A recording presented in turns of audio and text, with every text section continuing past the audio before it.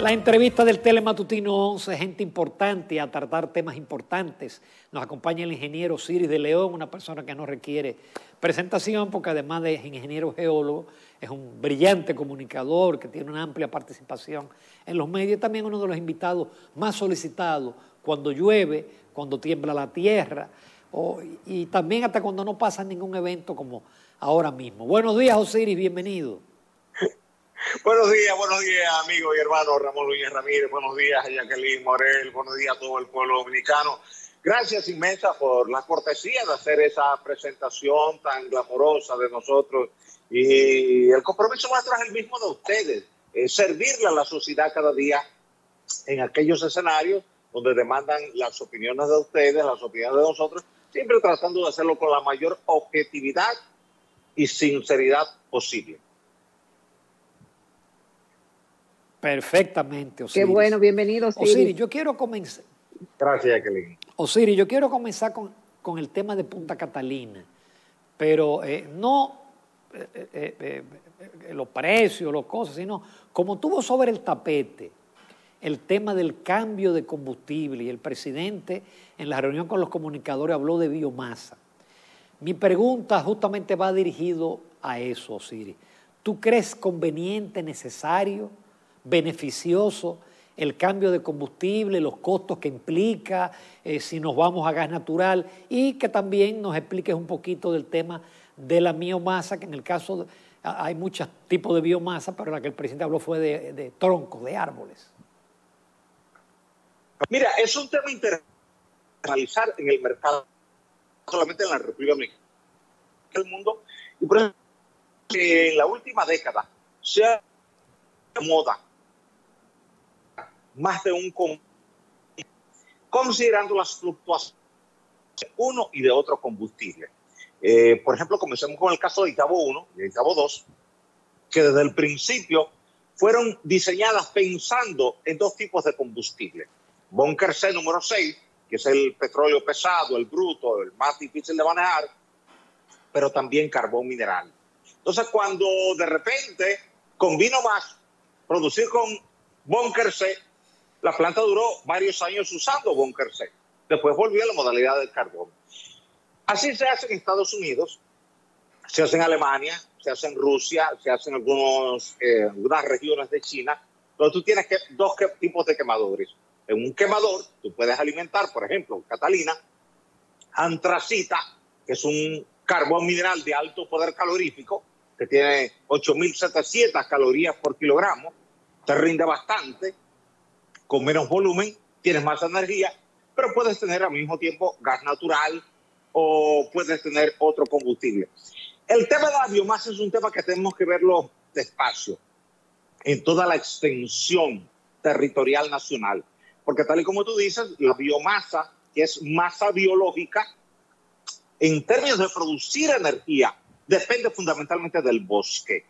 Depende de que tú tengas suficientes fincas energéticas de Acacia Magnum, de leucaena, o de pino caribea, o de eucalipto, que son las 4 variedades que más se utilizan a nivel mundial. Pero tú tienes que desarrollar una extensa finca energética. Se desarrollaron unas fincas energéticas por parte de los Brugal en Puerto Plata. Los Vicini estuvieron probando en la zona de Baní, San Cristóbal, pero el proyecto se ralentizó porque necesitaban mucha biomasa para poca energía. Y entonces aquello creaba un conflicto ambiental con las comunidades. Esto que aquí tú tienes una planta que usa biomasa, que está en San Pedro de Macorís, el ingenio Cristóbal Colón. Pero la idea original estaba generando un problema. Productores de siembran mucha caña, al final daban mucho bagazo y era un problema para cualquier empresa. Azúcar está siempre manejando todo el bagazo. Entonces, le voy a hacer una cosa: tomemos el bagazo, y de esa manera a un vertedero de basura tirar eso, quemando al aire libre para evitar la humareda que molesta a la comunidad. Y ahí se hizo. Pero es una planta de 30 megavatios. En el caso de Punta Catalina, estamos hablando de 750 megavatios. 30 megavatios es el 4% de 750 megavatios. Entonces, desde el punto de vista del volumen, no es sencillo manejar plantas con biomasa. Plantas pequeñas sí, 5 megas, 10 megas, 20 megas, 25 megas, 30 megas, todavía 40 megas lo pueden manejar. Pero el volumen que tú necesitarías para alimentar una planta como Catalina podría estar entre 4 y 5 millones de toneladas métricas de biomasa anualmente. Eso es demasiado volumen y tendrías tú que comprometer muchas tierras del suroeste del país y quizás hasta del este del país en producir la biomasa. Una segunda alternativa es tú tratar de comprar la biomasa en el mercado internacional. Es un poquito difícil, pero se puede lograr, solo que el costo se te encarece, porque recuerda que como el poder calorífico de la biomasa es del orden de 2.500, 2.600, 2.800, dependiendo del tipo de madera y dependiendo del nivel de humedad de esa madera, por cada tonelada métrica de carbón mineral que tú consumes hoy día en una planta tipo Punta Catalina, necesitas de 2,5 a 3 toneladas métricas de biomasa para producir la misma energía. Porque es un término de la capacidad de la madera como combustible. Entonces, viene el tema de que la biomasa también te produce ceniza, porque la ceniza es la fracción no de un material combustible. Entonces, siempre que tú quemes un cigarrillo, un cigarro, un papel, un cartón, un pedazo de madera, te va a producir ceniza, porque son los minerales que están ahí presentes: cal, sílice, alúmina, óxido férrico, magnesia y álcali, que son naturales que tú encuentras en los suelos y que el árbol los tomó del suelo en su proceso de crecimiento y desarrollo y los incorporó como lo incorporas tú y como lo incorporo yo. Por eso tú ves que cuando una persona fallece y los familiares deciden llevarlo a un proceso de cremación, al final quedan cenizas. Esas cenizas que quedan, que se le entregan a la familia, son los minerales que están presentes en el cuerpo, comenzando con lo de la estructura ósea. Asimismo, es el árbol. Todos los árboles, sin excepción, todos tienen ceniza. 4, 5, 6% de ceniza. Porque el carbón vino del bosque. El carbón se formó cuando bosques prehistóricos quedaron sepultados en grandes regiones, como por ejemplo hoy día tú tienes la selva amazónica, eso queda sepultado. Entonces los sedimentos comprimen esa celulosa, expulsa el agua y el carbón como carbón, sea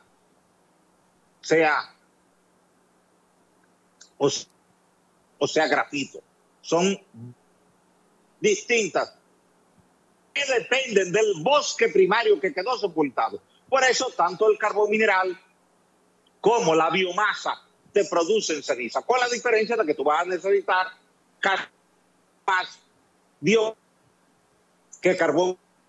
Para producir la misma energía son 750 megavatios. En consecuencia te va a producir más ceniza, la biomasa, que el carbón. Entonces yo creo que al final quedaría descartada la biomasa, pero el tema del gas natural sí es una opción viable porque no te produce ese nivel de ceniza. El precio está un poquito más alto que el del carbón. Evidentemente el carbón hoy día está en $35 la tonelada métrica. Eso quiere decir que 1 millón de BTU en carbón te está costando hoy día entre 90 centavos de dólar y $1. 1 millón de BTU en gas natural hoy día te puede estar costando $1.50, $1.60. Los precios fluctúan, pero en el largo plazo, desde los 70, porque hicimos estudios y hacia el futuro, la tendencia del carbón es un precio más estable. El gas fluctúa mucho en función de cuando los inviernos se dispara la demanda, porque el invierno es muy fuerte, muy duro, muy frío, consume más gas natural y se dispara la demanda, entonces se dispara el precio. Entonces, pero en otros momentos no se dispara. ¿Qué quiere decir esto? Que supongo que el gobierno lo que hará será evaluar cómo se han comportado los precios del carbón en los últimos 30 años y los precios del gas natural. y que ahora en esta etapa de decisión, porque no es una decisión que de seguro se va a tomar en un mes, una decisión que podría tomar 2 años, el gobierno estaría evaluando el precio unitario del kilovatio hora producido en Punta Catalina versus el precio unitario del mismo kilovatio hora producido en AES Andrés, que es de gas, en los Minas 5 y los Minas 6, que son de gas, y en Quisqueya 1 y Quisqueya 2, que ya van a trabajar con gas. Quiere decir que en un año el gobierno estará en capacidad de poner sobre una gráfica el costo unitario de producir un kilovatio hora en el país ya localmente con gas natural y el costo unitario de producir un kilovatio hora con carbón mineral ambiental. Y entonces ahí ya podría tomar una decisión y sí sería viable, porque entonces tú podrías adicionar, no tienes obligatoriamente que sustituir, tú adicionas un quemador para que queme gas natural. Entonces si el gas natural está a mejor precio en el mercado, tú quemas gas y no quemas carbón.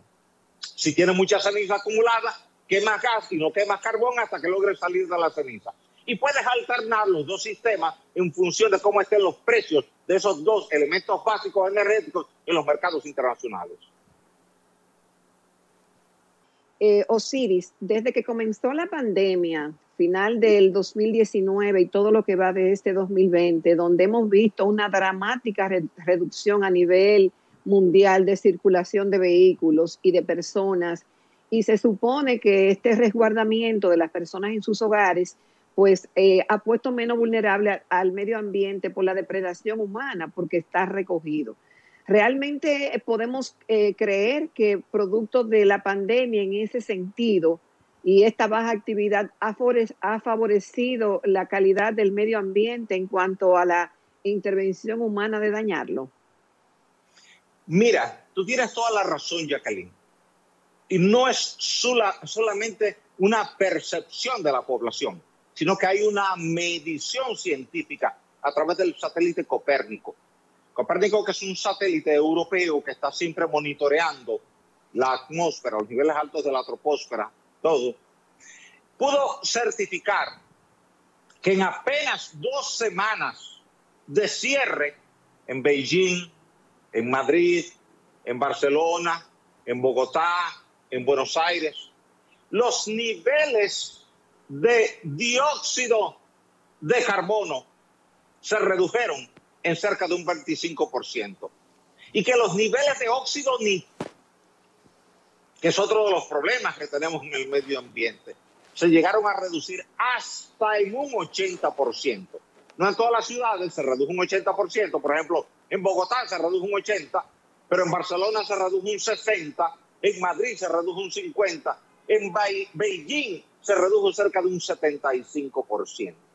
Todo eso se documentó y se compartió con los diferentes países a los fines de que, en función de las advertencias que ha hecho siempre el IPCC, que es el panel intergubernamental para el cambio climático, que es el brazo científico de la Organización de las Naciones Unidas para el tema climático, le advirtió, miren, esto nos demuestra que si bien es cierto que la pandemia nos obligó a enclaustrarnos, guardar nuestros autos y parar muchas de las industrias, las mediciones del satélite Copérnico nos dicen que se cayó el nivel de contaminación y que en consecuencia estamos aprendiendo algo, y es que no necesariamente tenemos que seguir diciendo que no es posible reducir los niveles de monóxido de carbono, dióxido de azufre y óxido nitroso, porque con apenas 2 semanas de receso los niveles se han caído. China, con su reducción de un 75% en todo su territorio de CO2, contribuyó a que a nivel mundial el CO2 se cayera en un 6% a nivel global, solamente con China bajar sus niveles drásticamente. Entonces aprendimos algo, y es que se puede cada cierto tiempo hacer una pausa en nuestro modelo de producción industrial, en nuestro modelo de transporte, que el mundo no se acabó, que si bien es cierto que tuvimos que quedarnos en las casas y que nos sentimos algunos un poquito incómodos por no poder ir diariamente a nuestras actividades normales, pero sí aprendimos que tal y como se ha dicho por décadas, nosotros somos los responsables directos con nuestros altos consumos de combustibles fósiles, de esos niveles de contaminación atmosférica que tenemos en nuestra atmósfera. Quiere decir que aprendimos eso, está documentado, no hay por qué discutirlo porque la data está ahí y usted puede ver las imágenes de satélite de febrero, de marzo y ver las de abril y se nota un cambio completo. Esas manchas rojas que se veían en el norte de Italia, la zona de los que se veían en la zona de Beijing, que en la parte sur, que es la parte industrial, y en la parte oeste, hacia Chongqing, que también es industrial. Entonces, usted vio cómo se cayeron esos niveles. En Bogotá, espectacular ver la diferencia entre la imagen antes de la pandemia y la de 15 cierre, fruto de la expansión del brote, cuando habían desaparecido las manchas de carbono. Quiere decir que ahí hay un aprendizaje para la sociedad, está documentado científicamente. Quizás eso nos lleve a que de tiempo en hagamos una pausa voluntaria en la industria y en el transporte, que son los emisores dominantes de nuestra. Osiris, en nuestro país uno de los mayores contaminantes son el excesivo parque vehicular, especialmente estos vehículos chatarra que uno ve que botan humo prieto, porque a veces no tienen muffler. ¿Cómo tú ves la posibilidad de la sustitución por vehículos eléctricos, ahora que vemos que el presidente tiene un vehículo eléctrico? Tengo entendido que hay organismos internacionales que se han planteado como meta el 2030 ya para una sustitución. ¿Cómo tú ves en nuestro país la sustitución a vehículos eléctricos? Mira, ese es un excelente tema, Ramón. Y el presidente de la República dio el mejor ejemplo y lo dio como primer paso. Cuando un presidente de la República llega a su toma de posesión, como lo hizo Luis Abinader, en un auto eléctrico, en un Tesla modelo S, que es un auto que tiene una batería de 107 kilovatios hora y te da autonomía para 600 kilómetros, quiere decir que tú puedes ir perfectamente a Bávaro y regresar con una sola carga, no tienes que preocuparte por darle carga allá, puedes ir a Santiago o a Mao con una sola carga y regresas sin tener que darle una carga allá, porque la preocupación de la gente era no tener suficiente autonomía de carga. En principio te daban para 80 kilómetros, 90 kilómetros, 100 kilómetros. Eso ha ido aumentando. Hay autos que están en desarrollo y que te dan hasta para 1000 kilómetros con una sola carga, porque depende del tipo de la batería. Y hasta ahora se estuvieron utilizando baterías. El litio no es tan abundante en la tierra, se producen los salares. Bolivia es el principal productor de litio y comparte esa zona allá arriba con Chile, los salares, allá arriba, en esa zona norte de Atacama, ahí hay salares y hay litio. Ese litio se ha estado utilizando, pero hay otros elementos como el tantalio, que se utiliza mucho en la tecnología celular, que tienen mayor capacidad de acumulación que el litio.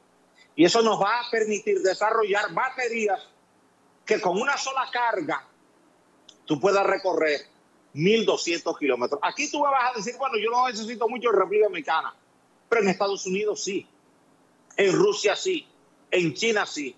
¿Por qué te pongo esos ejemplos? Allá van trazando la pauta, como son los grandes países.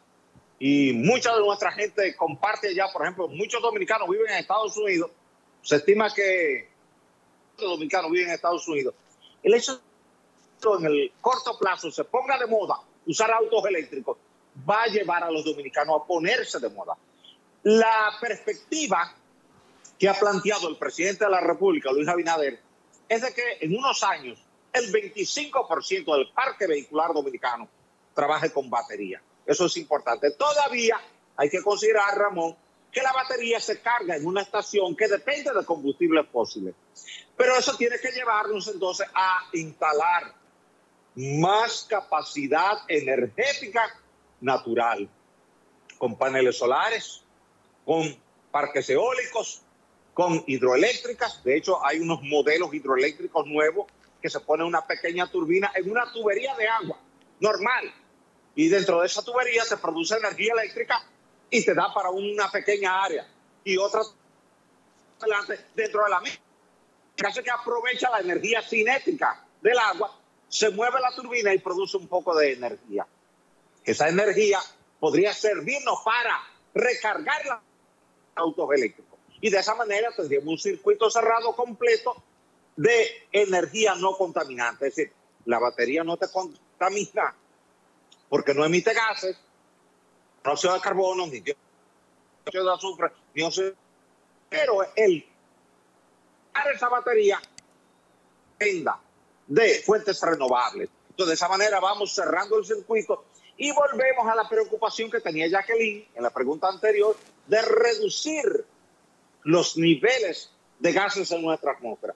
Paralelamente a eso, añadir otro componente, y es que en lo que eso se establece, tú puedes emitir un decreto o enviar al Congreso Nacional una ley para impuestos aduanales, los autos eléctricos, y exonerar de impuestos los catalizadores, para que entonces tú a tu auto y el mío, que no son eléctricos, le podamos instalar un catalizador, y ese catalizador comprime los gases y entonces se reduccione. Creo que la tendencia en el mercado es ir hacia reducir los gases, pero a plazo sería cero, y autos del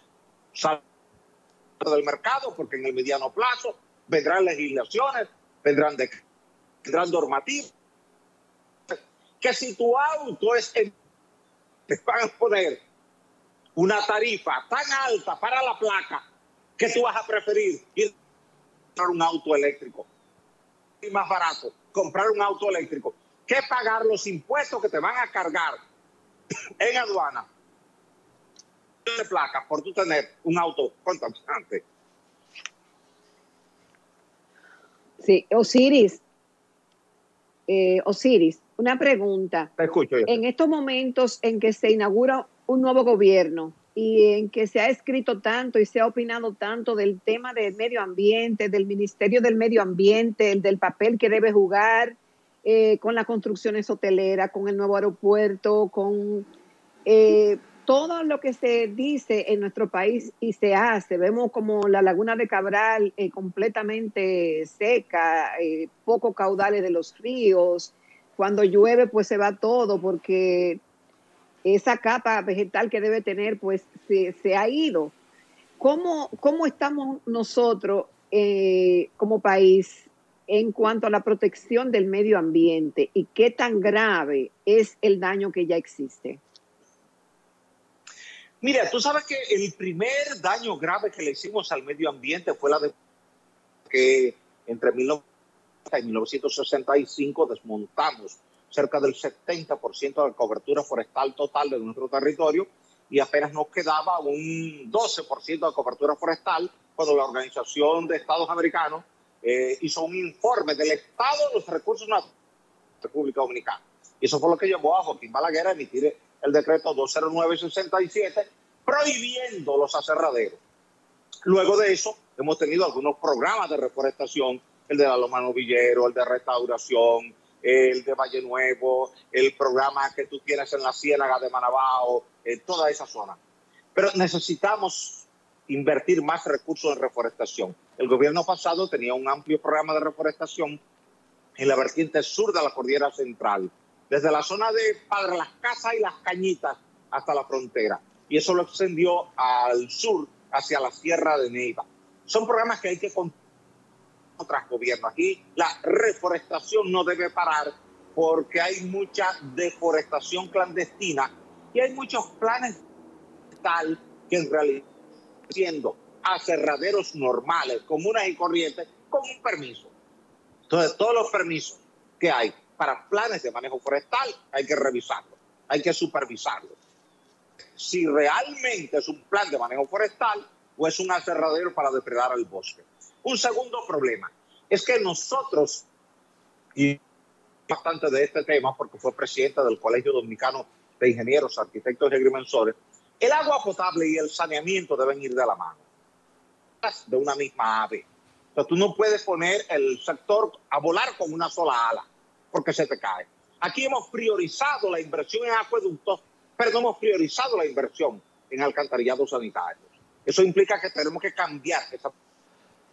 Cerca de la mitad de las consultas hospitalarias diarias históricas tienen que ver con el consumo de agua contaminada. Tú vas a Santo Domingo Oeste y te encuentras que cada casa tiene un tubito de PVC de 2 pulgadas o de 3 pulgadas de su baño para la cañada. Pero tú recorres el polígono central en Santo Domingo y cada torre tiene un pozo filtrante para descargar el agua del inodoro hacia el agua subterránea, pero al lado tiene otro pozo donde saca agua de esa misma contaminada suya y de la vecindad y la sube a la cisterna. Tenemos que enfrentar el tema de la contaminación de las aguas superficiales y subterráneas. Luego viene el tema del ordenamiento territorial, ya que no tenemos todavía una ley de ordenamiento territorial. Conforme al artículo 30 de la Ley Ambiental 6400, debió haber estado ya vigente el 18 de agosto del 2003. ¿Cuál es la idea de ese plan de ordenamiento territorial? Que tú y yo no vayamos a poner algo en un lugar que agregue al medio ambiente. Entonces, zonificar el territorio.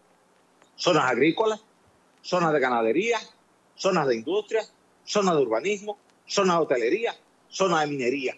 Para que no. Entonces, de forma tal de que tú tengas un plan de manejo para cada zona delimitada en el plan de ordenamiento. Todavía no está el plan de ordenamiento territorial y hay que hacerlo. Pero al mismo tiempo, tú tienes el tema que abordamos ahorita, el transporte.